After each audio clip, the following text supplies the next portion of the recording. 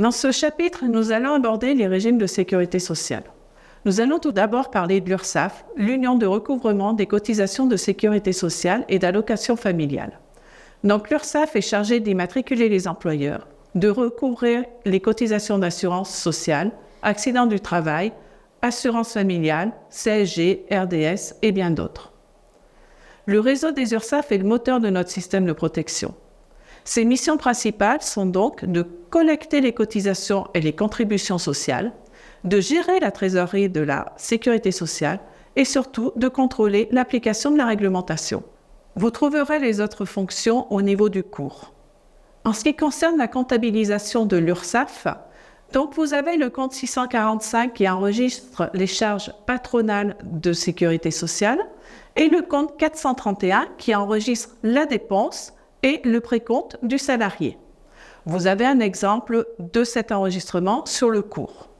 Vous trouverez après les compétences de la protection sociale par branche, donc la branche maladie, la branche AT-MP, la branche vieillesse et la branche autonomie. L'URSSAF est donc chargée de collecter les cotisations maladie, les cotisations annexes et depuis quelques années, la cotisation Pôle emploi. En ce qui concerne le bulletin de paye, vous trouverez les cotisations URSSAF donc sur deux colonnes, la colonne précompte salarié et la colonne charge patronale. Vous avez tout en haut ce qui concerne l'assurance maladie, puis plus bas ce qui concerne la retraite et enfin ce qui concerne Pôle emploi, devenu d'ailleurs France Travail. Vous trouverez à la fin aussi les cotisations annexes, tout ce qui est versement transport et tout ce qui est CSG RDS. Toutes ces cotisations sont versées aux URSSAF qui se chargent de les reverser aux différentes caisses. Les déclarations se font via la DSN. La périodicité de paiement de vos cotisations dépend du nombre de vos salariés. La date de paiement est soit le 5, soit le 15. Vous trouverez un tableau récapitulatif dans le cours.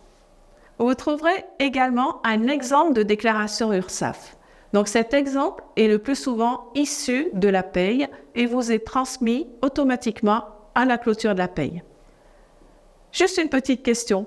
À votre avis, à quoi correspond ce taux de 13%?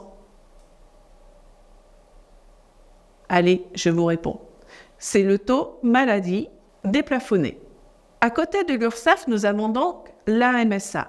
La MSA est l'organisme mutualiste qui gère les professions agricoles ainsi que leurs ayants droit et les retraites. La mission de la MSA est similaire à celle de l'URSSAF.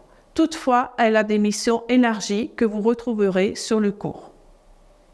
On se retrouve pour le prochain chapitre.